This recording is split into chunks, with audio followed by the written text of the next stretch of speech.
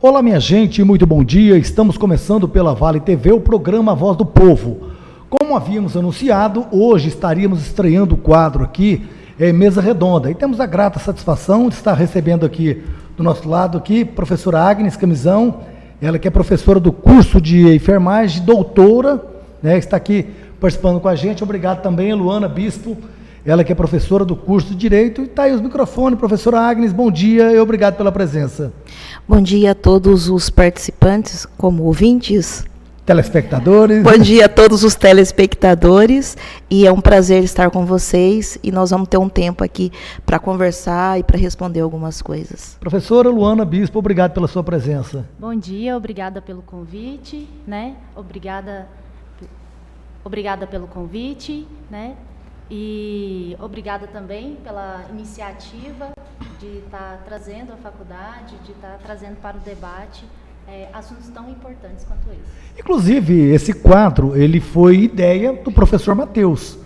O Matheus que nos passou essa sugestão para que pudéssemos estar criando esse quadro. E a gente entende que vai ser de grande valia. Porque o tema que nós iremos debater aqui hoje, tanto a Agnes como a professora Luana, são dois temas complicadíssimos, né? Essa semana a gente está vendo aí o Supremo convocando audiências públicas para tratar da descriminalização do aborto no Brasil, que é um tema, ele é polêmico. Existem correntes favoráveis, existem correntes contra. Professora Agnes, que está aí na área da saúde, podemos dizer que o aborto hoje no Brasil, ele tem condição de ser liberado? Haja vista, pesquisas mostram que a maioria dos abortos feitos no Brasil, a maioria não, quase que 100%, é feito de forma clandestina. E além do risco que a mãe está correndo, ela coloca em risco várias coisas, porque é crime, né? Segundo a lei brasileira, é crime. Como que você vê dessa forma também, Agnes? Na verdade, eu creio que é um assunto muito polêmico, né? Nós até conversávamos anterior a isso. E eu vejo assim que quando você pensa na questão da saúde da mulher, e aí eu também trabalho com a saúde da mulher, é complicado porque quando a mulher chega dentro de uma situação, o aborto, as mulheres acabam cometendo de uma forma clandestina, e um número muito grande de mulheres acabam morrendo por conta disso. Eu verdadeiramente acredito que a vida está desde a concepção. Talvez fosse preciso um cuidado diferenciado com as mulheres, né? Para que essa mulher pudesse ter mais acesso a métodos contraceptivos. Eu creio que isso já ocorre, mas assim, uma educação melhor. Mas eu não consigo perceber se isso será legalizado por uma série de outras coisas. Eu acredito que não. Tem os debates, tem os prós e tem os contras, eu respeito as opiniões, né? Mas, na minha opinião, eu acredito que não seja legalizado. Porque os legalistas entendem o aborto como ilegal. A sociedade entende como imoral e a religião entende como pecado. Então, cada um tem sua visão. Mas nós temos hoje, o direito, o nosso Código Penal, ele diz o seguinte, que existe atualmente 3 casos que são permitidos no Brasil, que é o estupro, o risco de vida para a mulher e o feto anencéfalo. Então, isso aí que são permitidos. E como o direito, como você que milita, que é operadora do direito, enxerga essa questão do nosso Código Penal? Antes de mais nada, para que a gente possa fomentar o debate, eu trouxe alguns dados para a gente poder trabalhar em cima deles. O Ministério da Saúde divulgou em 2016 os seguintes dados. São 4 mortes por dia relacionadas ao aborto. É uma média de 200 mil abortos por ano. E entre 2010 a 2014 chegou a um número de 600 mil abortos. Isso é um número geral, certo? É um número geral que é de aborto provocado ou o próprio aborto espontâneo. Fala-se até mesmo em um número geral de 850 mil abortos de 2010 para cá. Daí nós temos esse dado e nós temos outro ponto. São vários abortos que ocorrem dentro de casa, né? Se você fizer uma pesquisa simples na internet, você vai achar o Citotec, Em 2010, por exemplo, eu estava com crise de sinusite, fui até aquelas banquinhas de erva. Só para citar aqui, o Citotec é um medicamento proibido e ele é contrabandeado do Paraguai. Justo. E várias farmácias do Brasil comercializam esse produto. E ele é livremente vendido pela internet. É o Citotec, olha só, estamos até fazendo uma analogia aqui. E a buchinha também, que a gente procura para poder tratar de sinusite, rinite, também é vendida livremente em qualquer banquinha na rua. E é abortivo. E é abortivo. Então, nós temos um cenário onde, né, de um lado, nós temos a legislação, o artigo 124 até o artigo 127 do Código Penal, que pune, né, mulheres que abortem ou consentem o aborto, e do outro lado, nós temos o aborto sendo praticado livremente. Agora, a pergunta é, será que proibir o aborto tem feito com que as mulheres abortem menos? Ou tem feito com que as mulheres não abortem? Essa é a pergunta que deve ser feita. A pergunta não é, eu sou contra ou eu sou a favor do aborto? Porque até mesmo as mulheres que abortam são contra o aborto. Agora, o que tem sido feito para que as mulheres deixem de abortar? Essa deve ser a pergunta a ser feita, né? Será que punir, né? Será que dar pena ao aborto tem prevenido o aborto? Não, né? Pelo menos teoricamente, não.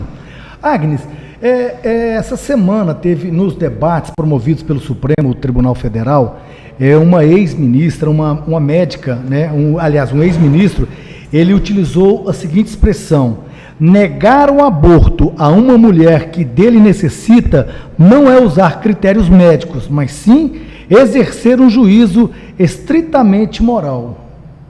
Essa foi a fala de um ex-ministro da Saúde. Então, essas correntes a favor e contra, elas chegam a um ponto que a saúde da mulher, ela está inserida no assunto, e tem a parte legal também.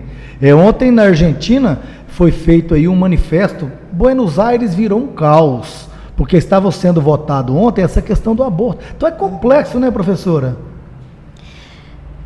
É muito? Na verdade, eu creio assim, que é um assunto bem polêmico mesmo, bem contundente, porque eu fico pensando também na questão da saúde da mulher. E também, nesses casos que você diz que o aborto é legal, eu também penso para o lado dos profissionais que também acabam culpabilizando a mulher também, né? Eu vejo que a questão que a professora Luana Bispo diz, se é legal ou não, como enxergar esse indivíduo? Porque, na verdade, o indivíduo também acaba sendo culpabilizado e ficando à margem da sociedade por conta de fazer o aborto ou não fazer o aborto. Como as políticas públicas também não têm abarcado esse indivíduo, como que também fazer valer políticas públicas para poder ajudar esse indivíduo? Será que só legalizar o aborto seria suficiente? Dizer a mulher pode fazer ou não fazer, será que isso também seria uma solução? Ou que essa mulher também tivesse os direitos e os deveres? Uma gestação indesejada, né? Vamos supor. Mas será que a mulher, ela teria esse direito de dizer, eu não quero essa gestação, eu não quero ter esse filho? Será que ela por si só, ela teria esse direito? Se a gente vai pensando que esse corpo é dessa mulher, eu acho que a gente também parte de uma questão também a gente já entra um pouco também do patriarcado, né? Que a mulher, ela não é digna de ser dona dela mesma, né? Então, eu não sei até que ponto que isso acaba também influenciando dela dizer, eu posso ter ou não posso ter esse filho. Não sei se ela também tivesse mais acesso a métodos contraceptivos, ou ela pudesse decidir o que eu devo fazer, ou se ela tivesse mais, não sei, eu fico pensando assim, no alcance de todas essas mulheres, porque nem todas as mulheres são iguais. Tem mulheres que têm mais acesso à educação, a métodos para entender como ela pode fazer isso. E aí eu fico pensando que, às vezes, a gente acha que todo mundo está no mesmo nível de entendimento, de conhecimento e de educação. Mas, quando a gente parte para a área prática, isso não é verdade. Doutora Luana, existem vários argumentos a favor e contra o aborto. E eu li uma aqui que eu achei interessante. A mulher tem o direito de tomar decisão num assunto que diz respeito à sua vida. Para fazer isso, vou fazer uma analogia ao cigarro. né? Na Primeira Guerra Mundial, o cigarro foi fomentado pelo próprio Estado, né? Os países entregavam cigarro para os combatentes para que eles tivessem menos fome e ficassem mais relaxados. Depois disso, o próprio Estado verificou que o cigarro provocava diversos males à saúde. Então, o Estado resolveu proibir. O Estado proibiu o cigarro. Só que isso não fez com que as pessoas parassem de fumar. A partir do momento que o Estado repensou a sua conduta, o que o Estado fez? O Estado liberou o cigarro, só que o Estado investiu em políticas públicas de educação pelos malefícios do cigarro. A cada ano diminui o número de fumantes no Brasil, né? De 2001 para cá, diminuiu em 70% o número de fumantes no Brasil. Será que não é educação que faz prevenir o aborto? Será que a gente não tem que pensar em métodos contraceptivos? Penalizar a mulher e colocar ela em xeque nessa situação, você tira todo o contorno que tem em volta, que é a sociedade, que é o Estado, como se lida com isso, né? E a mulher ter o poder sobre o próprio corpo também vem de educação. Então, a minha opinião é no seguinte, né? Temos que investir em educação para que diminua o número de abortos. Penalizar não adianta. Em 2005, até 2005, era crime, existia o crime de adultério. Fazia com que as pessoas não adulterassem. É impossível. Impossível, né? E aí o que aconteceu? Teve que ter um novo olhar sobre isso e o quê? Revogou-se o crime de adultério. Então, nós temos que repensar a legislação penal, não no sentido de penalizar, mas sim de educar. Olha, e os argumentos contra o aborto, professora, diz o seguinte: hoje em dia só engravida quem é mesmo irresponsável. Mas eu acho que aí é essa questão, né? Eu acredito mesmo que essas questões só engravida quem é irresponsável, culpabiliza a mulher. Eu acho que sempre culpabilizando o indivíduo. E aí eu vou também na questão da educação. Educação para a saúde. Eu acho que a educação, de forma geral, ela é libertadora. Então, esse indivíduo ele também tem que conhecer para poder opinar. Então, em algum dado momento, a mulher engravida, e aí pode dizer, ela engravidou porque ela quis segurar o indivíduo. Mas nunca culpabiliza o homem porque engravidou a mulher. O homem nunca é culpabilizado. A culpa é sempre da mulher. É a mãe que é solteira, o homem nunca é pai solteiro, mas a mulher é mãe solteira, é filho sem pai. Sempre a mulher é culpabilizada. Então, isso é muito complicado. Então, em todos os casos, a mulher sofre por ter engravidado, sofre por sofrer discriminação às vezes. Mas porque antigamente falar que era mãe solteira era complicado, né? Ela é mãe solteira. Hoje não tem mais essa discriminação de a pessoa ser mãe solteira. Mas muitas esses filhos que ela gerou, ela não queria. Muitas vezes ela tem o receio da família, ela tem medo da sociedade, porque a sociedade ela é hipócrita. Ela cobra, mas não te dá nada em troca, né? Então, essa questão do aborto, ela fecha num tema complicado, até família, não é isso, professora? E, na verdade, quando você diz assim, olha, hoje em dia não é mais, a mulher não fica tanto à deriva quando engravida, mas, na verdade, a gente não percebe. Mas, até hoje, a mulher que engravida solteira, ela sofre na sociedade. Claro. Porque a sociedade discrimina verdadeiramente, né? Mas a tônica ali tem uma mãe solteira, mas cadê o pai dessa mulher solteira? É uma mãe solteira, mas cadê o pai solteiro? Então, sempre a mulher acaba assumindo o filho, acaba assumindo a responsabilidade, e, por vezes, ela é levada a um casamento para esconder esse filho, para esconder esse filho, e aí a gente nem está dizendo se isso é certo ou se é errado, mas o indivíduo pode escolher, né? Então eu acho que a tônica é a culpabilização da mulher mais uma vez. Nós vamos para um pequeno intervalo comercial, a gente volta com esse assunto. E lembrando que você participa ao vivo pelo WhatsApp 98532-1884. Professora Agnes, professora Luana estão aqui para responder as suas perguntas e as suas dúvidas, né? Porque tem mulheres que têm inúmeras dúvidas, em vários casos a doutora Luana está aqui, na área da saúde a doutora Agnes também está aqui, tá bom? A gente vai para um pequeno intervalo comercial e a gente volta com mais esse tema, o aborto. Desde que o homem inventou a roda, a inovação nunca mais parou. Se locomover deixou de ser uma dificuldade.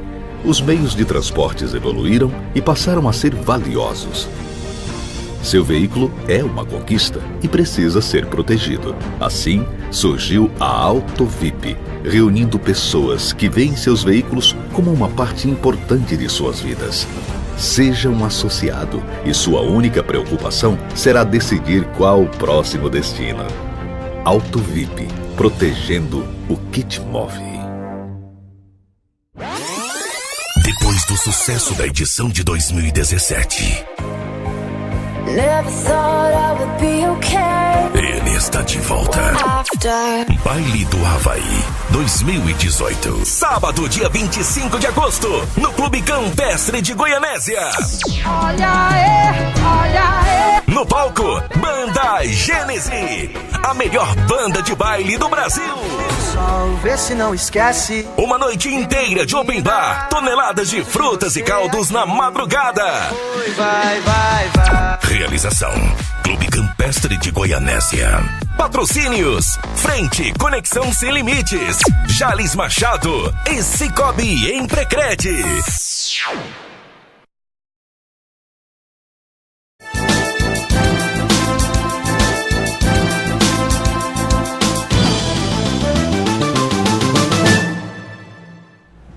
Estamos de volta com o programa Voz do Povo, recebendo hoje no nosso primeiro quadro, Mesa Redonda, a professora Agnes e a professora Luana, elas que são professoras na FASEG, Faculdade Evangélica Goianésia. E nós estamos aqui abordando o tema aborto, que é um tema polêmico, mas está em evidência, porque o Supremo Tribunal Federal está fazendo audiências públicas para debater esse tema, que é a descriminalização do aborto no Brasil. É um tema que ele tem a Igreja Católica, as igrejas evangélicas totalmente contra, isso aí é fato.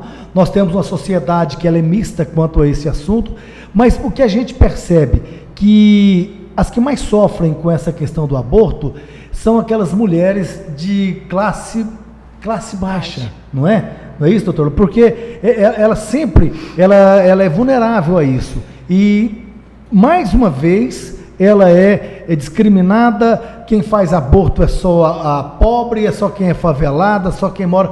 Mas não, a questão do aborto, porque existem clínicas no país afora que fazem o aborto clandestino. E quem está ali? Filha de empresários, filha de políticos, filha não sei de quê, mas a filha do pobre que é descriminalizada. É por aí, doutora? A professora Débora Diniz é uma professora da UNB. Durante 3 anos ela fez uma pesquisa em hospitais públicos no Nordeste, e para ver qual era o perfil da mulher que recebia atendimento, né? Esse atendimento relacionado ao aborto. E quando a gente fala de aborto, a gente tem aquele estigma que é a adolescente que engravida ou então a prostituta. Esse é o nosso estigma. Só que, diante dessa pesquisa que foi feita durante 3 anos, dos atendimentos que foram feitos no Nordeste, foi percebido que eram mulheres comuns. Existia a adolescente, né, que engravidava e abortava, existia a prostituta que engravidava e abortava, mas existia também aquela mulher que era de 20 a 40 anos que engravidava, mas queria fazer o aborto. Então nós estamos falando de um aborto que não é só a adolescente que aborta, não é só a prostituta que aborta, é a mulher comum, é a mulher dona de casa, é a mulher que trabalha, é a mulher que é funcionária pública. Essas mulheres também abortam. Inclusive, tem aqui uma fala da Maria de Fátima Marinho. Ela diz o seguinte: 1 em cada 5 mulheres já fez aborto nesse país. A estimativa é que nós temos, por ano, 1 milhão de abortos induzidos. Portanto, a estimativa é extremamente alta, que independe da classe social, que vem de encontro com isso que você disse. Né? Então, independe da classe social. Mas no Brasil ainda tem essa repulsa à palavra aborto. A saúde da mulher, quando se fala em aborto, ela traz problemas para a saúde realmente, né, doutora? Ainda mais quando é feito dessa forma clandestina. Então a mulher, ela não tem a mesma vida, ela não tem a mesma saúde após um aborto desse, né? Pelo menos teoricamente. Então, Depende de como isso é feito, né? Como as pesquisas dizem, né? Todas as mulheres, muitas mulheres acabam fazendo essa opção. E dependendo de como isso é feito, isso acaba com a saúde da mulher realmente. Eu creio que fisicamente e psicologicamente também, né? Porque eu penso mesmo na questão de políticas públicas e educação para isso. Porque quando uma mulher chega nessa questão, não é porque ela também decidiu, porque ela está feliz por fazer isso. Eu acho que também é um sofrimento para ela ter que praticar um aborto. E aí a gente vai pensar em N situações que culminou a isso. O fato dela querer ou não querer. Será que a mulher que faz aborto, ela é feliz pós esse aborto? Como que depois fica isso para ela? Então, não é uma questão de saúde pública e é uma questão de saúde física e de saúde mental também. Inclusive, após essa vinda dessa droga chamada crack, em todo o país criou-se as cracolândias. E é comum aquelas meninas de adolescentes, 12, 13, 14 anos, já estarem com seu segundo, terceiro filho, porque ela troca o seu corpo por drogas. Então isso já é uma questão de calamidade pública. E será que essas meninas têm esse direito? Você entende assim? Então, eu não sei, mas se nós pensarmos que elas estão engravidando por algum problema, se nós também pensarmos que aí elas têm que abortar ou elas não podem engravidar, aí a gente também já passa por uma situação que daí nós nos tornamos dono do corpo dessa mulher. Então, agora nós vamos fazer uma limpeza, né, em todas essas mulheres. E, na verdade, por que essas... A pergunta é, por que essas mulheres estão na Cracolândia? O que levou elas para tomar esse caminho? Porque se a gente for só olhar, é uma mulher na Cracolândia, está grávida, vamos abortar. Então, a gente vai fazer uma limpeza, né? Uma faxina, né? Qual é o papel do Estado para essa população? Qual é o papel do Estado para trabalho, para emprego? Qual é o papel do Estado na discriminação? Qual é a cor dessas mulheres que estão na Cracolândia? Quem são essas mulheres? Pesquisas apontam que 66% são negras pobres. Então, aí, esse número é muito importante. Então, se esse número são de mulheres negras e pobres, o que está faltando? Tem educação para essa população? Qual é o acesso à educação?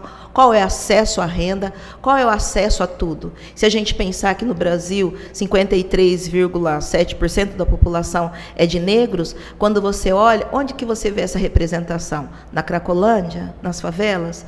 Você encontra essa população de mulheres e homens negros na mídia? Nos trabalhos, como juízes, como pessoas que trabalham em cargos de posição. Você vai ver na posição e nada contra, e não desmerecendo, mas as pessoas que fazem a limpeza, que fazem a faxina. Onde essas pessoas estão? Aí vem o contraponto. Adiantaria a gente encarcerar todas essas mulheres que já estão numa situação de vulnerabilidade social? Para ela chegar a submeter o submundo daquele, você levar uma mulher dessa para um presídio seria a solução? O correto seria o Estado acolher essa pessoa, o Estado dar a ela uma vida digna, o Estado dar a essa pessoa, pelo menos, condições de viver dignamente. E é bem interessante isso, porque quando a gente vai pensando sobre esse assunto, nós pensamos mesmo, e eu bato mesmo em políticas públicas, porque eu sou políticas públicas até os ossos, né? Mas é direito constitucional que não são cumpridos, né? Olha só, agora para o Dia dos Pais, fazendo uma alusão, o Boticário colocou uma propaganda com uma família negra, toda uma família negra. E isso rendeu dentro da internet inúmeros pessoas brancas dizendo que agora então estava faltando ter pessoas brancas para representar. Como é isso? Então a gente também vê que a questão da descriminalização, porque quando a gente fala que não tem representação de pessoas negras, no momento que uma propaganda de perfume traz uma família que nunca trouxe, você olha nos cartazes onde está a representação. Então, isso tem um peso muito grande. Então, é o país que não existe... que não existe preconceito, né, da democracia racial. Não existe preconceito. E como não existe preconceito, se os números estão gritando, os números dizem isso. isso. E as pessoas fazem questão de não ver porque é conveniente. Então, esse número grande de pessoas faveladas, de pessoas que cometem aborto, o número é grande. Então, pensar políticas públicas para isso é abrir os olhos e falar assim, não, tem que ter igualdade, equidade para essas pessoas. Por isso as cotas, por isso tantas outras coisas. E não para um jeitinho brasileiro para a pessoa entrar pela janela, mas que tenha acesso. Isso começa desde o início, né? Quando a gente fala de legislação e lei penal, a gente tem que falar do legislativo. O homem contribui para a gravidez com uma célula, correto, professora? Uhum. E depois que ele contribui com essa célula, se ele sumir, a mulher gera uma criança em 9 meses tranquilamente, sem precisar em nada do homem. Porém, quem vota leis penais, em sua maioria, são homens. A nossa representatividade como mulher no Congresso Nacional se reduz a 20%. Então, como falar em legalização sem falar de representatividade? Se a própria mulher não corre atrás do direito, não é isso? Mais ou menos por isso. Doutora, para a gente encerrar esse assunto aborto, você como operadora do direito, você acredita nessa descriminalização do aborto no Brasil? Bom, a gente tem que analisar o cenário. Primeiro, não adianta a gente falar em despenalização sem falar em educação, né? É necessário que haja educação para isso.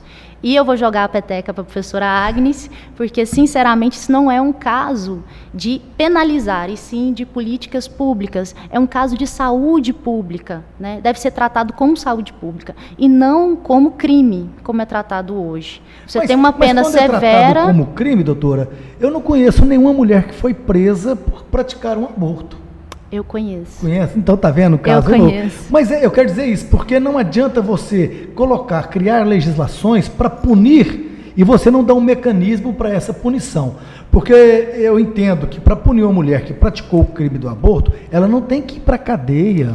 Ela tem que ser ressocializada, ela tem que passar por um processo de adaptação a uma vida, e sei lá, acho que tem várias outras coisas. Pensa assim também, doutora Agnes, ela está aqui meio, ela que, pelo jeito, ela tem um lado meio que humano de diversas questões, né? Até fugiu a palavra, mas é mais ou menos isso. Na verdade, a professora Luana Bispo jogou a batata quente na minha mão. Segure. Eu penso mesmo assim, que dentro das... Quando você diz assim, não vejo mulher que foi presa por conta disso. E eu penso mesmo, eu penso na dor dessas mulheres, né? E nem estou falando de descriminalizar ou não, mas como é a dor dessas mulheres, né? Eu escrevi um artigo falando sobre a questão do preconceito contra a mulher. E eu fico muito preocupada, e quando eu dou essa disciplina de saúde da mulher, eu falo, não importa no que eu creio. Se eu creio no aborto ou não creio no aborto. A tônica é, como é que o profissional vai atender essa mulher que chega lá, que sofreu um aborto? Então, muitas vezes, dependendo do que o profissional acredita, quando essa mulher já chegou, subjugada, cheia de dor, de machucado na alma, o profissional, pelo que ele acredita, ele fala, você não fez aborto, agora você fica aí. Então, aí isso acaba de arrasar o psicológico. Então eu acho assim que não é essa tônica, é como nós vamos cuidar desse indivíduo que já está sofrendo. Como que vai ser o olhar dos profissionais? E para dentro da saúde pública, eu creio que tem que ter educação e tem que ter políticas públicas. Não adianta simplesmente todo o Senado ficar falando, vamos abrir essa questão do aborto. Tá, eu abro a questão do aborto, tá? Todo mundo começa a abortar, e isso não é a tônica. Como é que vai cuidar dessas mulheres? Será que é só isso que é suficiente? Porque aí a gente parte de um princípio de cima, e nós não estamos trabalhando a base, que é a educação. O cuidado dessas pessoas, a responsabilidade que essas pessoas têm para com elas mesmas. Porque quando você fala, vamos descriminalizar ou não, o aborto já está acontecendo, né? Para quem tem dinheiro, de uma forma muito tranquila, porque não sofre nada, e para quem tem dinheiro, muitas vezes morrendo e deixando outros filhos que já têm, né? Então, a tônica é educação e saúde. Que é o que falta muito em nosso país, né, professora? Tá bom, a gente vai para um pequeno intervalo comercial e voltaremos com outro tema que envolve a mulher. A crescente onda de feminicídio no país. E é preocupante. É preocupante porque estão sendo detectados os motivos e não tem passional no meio, não. Né? Então, essa questão de passional parece que já ficou um pouco fora. Parece que é vontade de matar, parece, sei lá. Mas depois do comercial a gente volta com esse tema feminicídio. Depois do sucesso da edição de 2017, Never thought I would be okay ele está de volta. after. Baile do Havaí 2018. Sábado, dia 25 de agosto, no Clube Campestre de Goianésia. Olha aí. No palco, Banda Gênese, a melhor banda de baile do Brasil. Sol, vê se não esquece. Uma noite inteira de open bar, toneladas de frutas e caldos na madrugada. Vai. Realização: Clube Campestre de Goianésia. Patrocínios: Frente, Conexão Sem Limites, Jales Machado e Cicobi Emprecred. Desde que o homem inventou a roda, a inovação nunca mais parou. Se locomover deixou de ser uma dificuldade. Os meios de transportes evoluíram e passaram a ser valiosos. Seu veículo é uma conquista e precisa ser protegido. Assim, surgiu a AutoVip, reunindo pessoas que veem seus veículos como uma parte importante de suas vidas. Seja um associado e sua única preocupação será decidir qual o próximo destino. AutoVip, protegendo o que te move.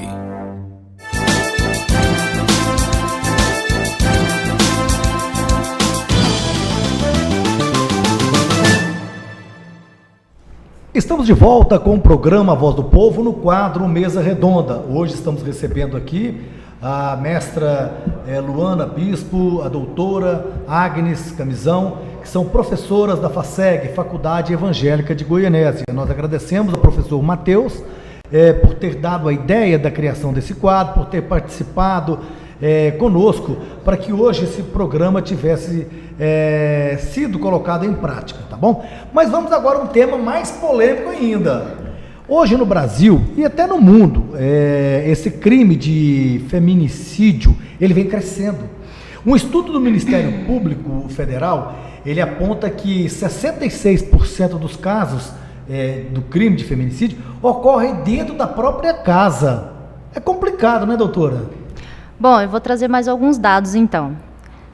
Hoje, de 100 mulheres mortas, 40 delas são por crimes relacionados à violência doméstica.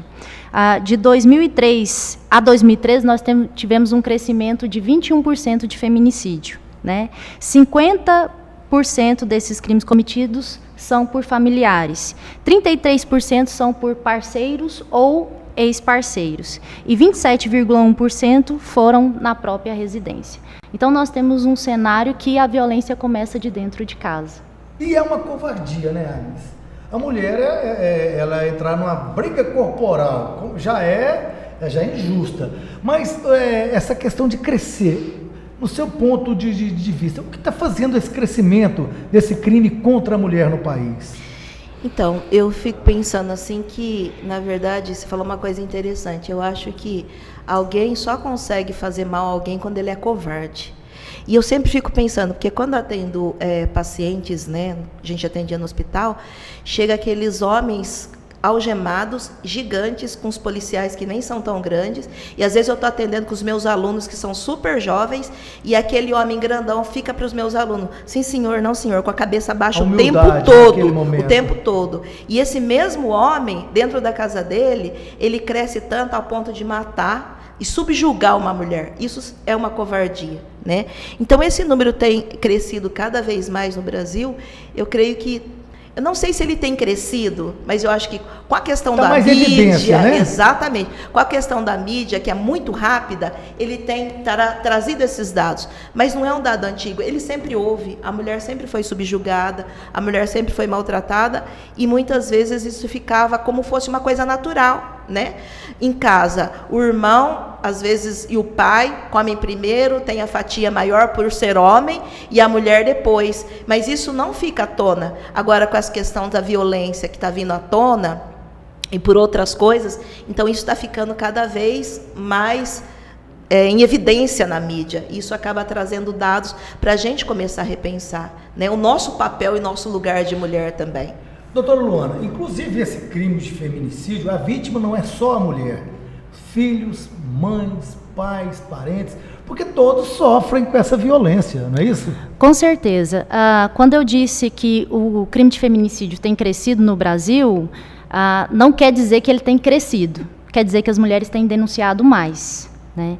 E, além disso, além de ter denunciado mais, esses crimes ainda têm um alto índice de impunidade. 40% dos crimes não foram resolvidos. Além disso, né, trazendo para o nosso contexto, Goiás é o segundo no ranking, né, do estado com maior índice de violência contra a mulher. Então, não é uma violência que está lá em Curitiba, está lá em São Paulo, está aqui em Goiás também. Então, nós temos todo um cenário. Quando a gente fala da mulher como vítima, a gente tem 3 cenários. O primeiro cenário é quando ela sofre o delito, ou por lesão corporal, ou por espancamento, ou até mesmo é morta, né? O segundo cenário é quando ela é vítima de novo e passa por um processo, né? E esse processo penal a torna como vítima novamente, que ela tem que relembrar tudo o que ela passou, e ela tem um terceiro momento como vítima, que é quando ela é julgada pela própria sociedade. Então, a mulher é vítima 3 vezes. E não é só ela que é vítima, são os filhos, os familiares. E eu gostaria de lembrar mais uma coisa. Quando a gente fala de violência doméstica, violência contra a mulher, não quer dizer que é só homem contra mulher. É mulher contra mulher, homem contra mulher. E aí é dentro de um contexto, né, de uma sociedade extremamente machista. Eu costumo dizer que, e eu já ouvi essa fala antes e eu gostei muito, que o machismo é como se fosse uma grande piscina. Tudo depende de como você está imerso nessa piscina. Você pode estar só com o pezinho lá na piscina ou você pode estar totalmente imerso. Isso quer dizer que mulheres são machistas, homens são machistas, isso está dentro do nosso contexto de sociedade. A gente volta para o que a gente estava falando. Como reverter isso? Como diminuir o número de casos? Será que não seria pela educação? A educação ela tem que ser inserida de todas as formas. Agnes, eu vou fazer uma pergunta para você. A mulher, quando sofre a violência, ela não tem só a violência física, né? A violência mental, psicológica, isso afeta também no dia a dia da mulher, né? Sim, essa violência eu acho que ela perpassa por toda a vida da mulher. E também eu acho que dentro do contexto de relacionamento, com filhos também. Porque essa mulher que sofre violência, ela muitas vezes ela tem filho. E esse agressor, ele acaba fazendo a violência com ela dentro de casa. E acaba que esses filhos estão vendo. E infelizmente, isso daí é socialmente construído. Porque muitas vezes esse menino que não gosta, ou essa menina de ver essa situação, ela acaba encontrando um companheiro que faz a mesma coisa, e esse filho ele acaba repetindo isso, esse comportamento. E eu acho que o mais assim sofrido é a sociedade culpabilizar essa mulher e dizer assim, ela está com esse homem, ela sofre porque ela gosta, por que ela não denuncia? Ela é sem vergonha, ela é à toa. Só que assim, a mulher... A gente escuta muito isso, né? Só que e muitas vezes dói, porque a gente escuta mulher falando isso de mulher. Porque a mulher que sofre isso, às vezes ela está lá, mas ela não trabalha, ela não estudou, e ela depende desse marido que vai trazer ruim com ele, pior sem ele, ela ainda não tem assim, ferramentas para sair dessa situação. E aí ela precisa comer. E se ela sai desse ciclo, ela não tem casa para morar, ela não tem para onde ir. Então ela acaba ficando refém dessa situação. Mas ela não é sem vergonha, ela não gosta da situação. Ela está sofrendo. E esses filhos, a família, e todo é uma onda, né? Ela sofre e todos os que estão ao redor dela sofrem também. Professora Luana, essa questão da violência contra a mulher, depois da criação da Lei Maria da Penha, ela pode até ter diminuído, né? Eu não sei se estatísticas provam isso, mas a grande verdade é que a maioria das mulheres que sofrem, que são vítimas do feminicídio, ela já foi até uma delegacia, já denunciou, já pediu uma medida protetiva e assim mesmo ela é vítima desse seu companheiro, desse seu marido, desse seu namorado. Então, parece que ainda o homem, né, vamos dizer o homem, porque é o que comete mais o crime de feminicídio, ele ainda não está com medo da Maria da Penha. Não, de forma alguma. Inclusive, a Lei Maria da Penha, ela vem para trazer medidas protetivas. Antes da Lei Maria da Penha, por exemplo, num evento de lesão corporal, que a gente fala que é um tapa, um empurrão, né, um murro, alguma coisa nesse sentido, a mulher ia até a delegacia, fazia o boletim de ocorrência, né, e aí ela voltava para casa, os dois reconciliavam, ela ia lá e retirava, né, aquela representação que ela tinha feito. E aí virava esse ciclo vicioso. Hoje, com a Lei Maria da Penha, ela não pode mais retirar essa representação com relação à lesão corporal. Ou seja, hoje é ação pública incondicionada. O Ministério Público vai tocar esse processo de qualquer forma. Bom, daí nós temos mais números relacionados à violência doméstica. Mas isso não quer dizer que a violência doméstica diminuiu, certo?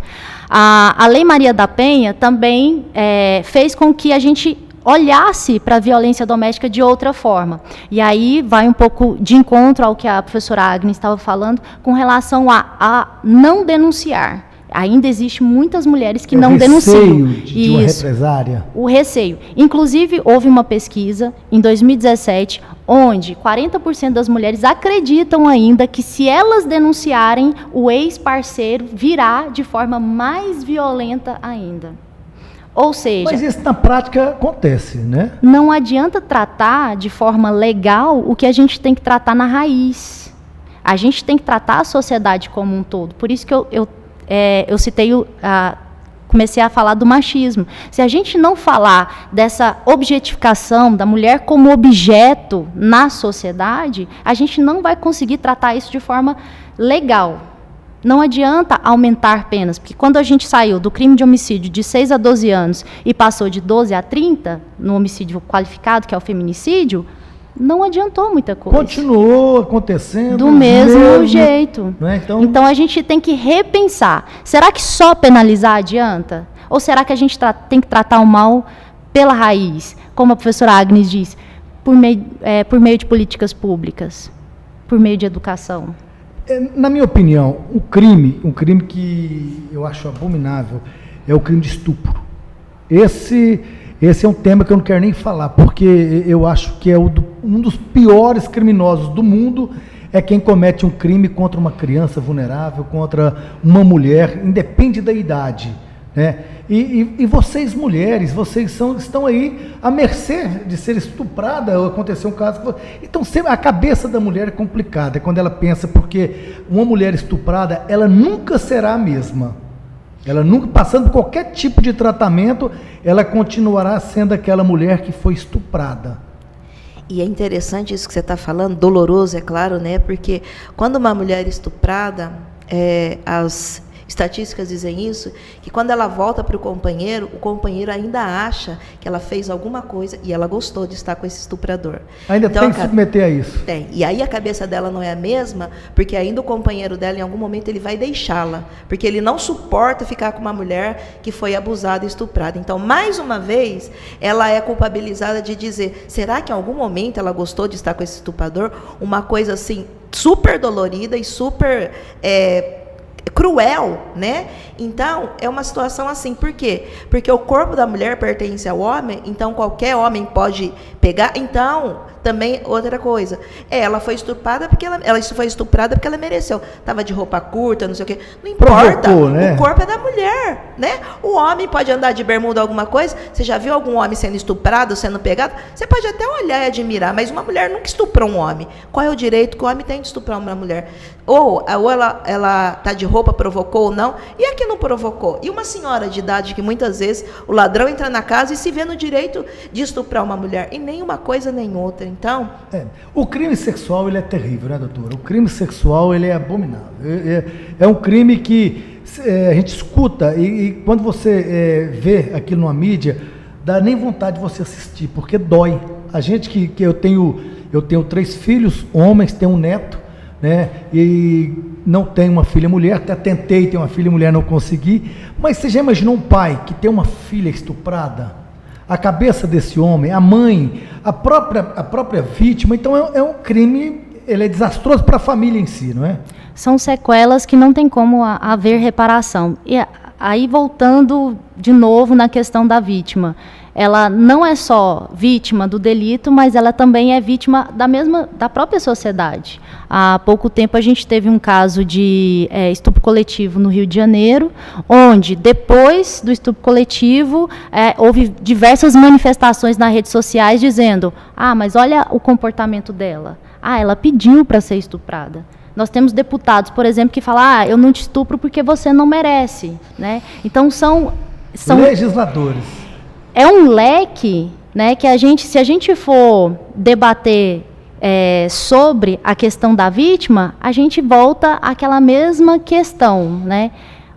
Onde está o mal? Onde é que a gente tem que tratar em relação a isso? Será que só trazer penas maiores vai adiantar? Não estou dizendo para despenalizar, certo? Eu estou dizendo o seguinte: temos que ter políticas públicas, temos que ter educação no sentido de dizer: homens são iguais às mulheres, mulheres não são objetos, né? É igualar homens e mulheres. Isso seria necessário para acabar até um pouco disso.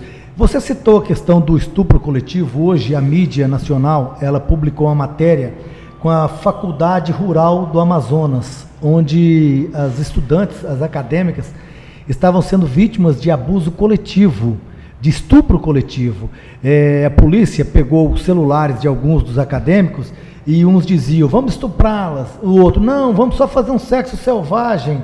Quer dizer, numa faculdade onde pessoas já têm um intelecto maior um pouquinho, isso acontece.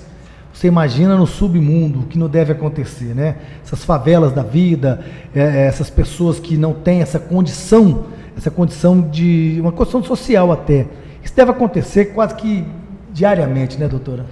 É a condição da mulher como objeto, né? Quando a gente fala de crimes sexuais ou crime contra a mulher, a gente sempre vai trazer a mulher como objeto. E quando a gente fala de feminicídio, a gente está falando de ódio, desprezo, né? Em um local que deveria ter o quê? Afeto, que é a própria amor, casa, né? Que é a própria casa. E os maiores relatos, se você for pegar qualquer delegacia de Goiás e fazer um estudo por meio de estatística, você vai perceber que até mesmo os crimes sexuais, em sua maioria, acontecem dentro de casa. Terrível isso. Eu acho que é a questão da coisificação, né, do indivíduo, né? O indivíduo não é um indivíduo, ela é uma coisa. E a mulher não, a mulher é tratada como se fosse uma coisa. E aí é como se fosse, desculpa, mas só um grande sexo, não vê a mulher como mulher, só uma mulher como uma vagina, infelizmente, né? Uma grande vagina que pode ser um depositório de esperma para qualquer um.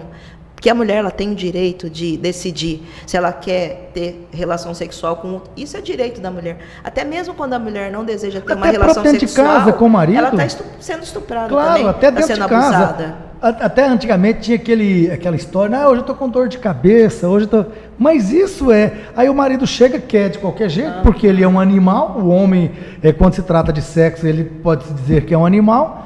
Aí ele agride a mulher, ele bate e até estupra a própria esposa. Porque o estupro não é só fora de casa, não. Existe estupro dentro de casa.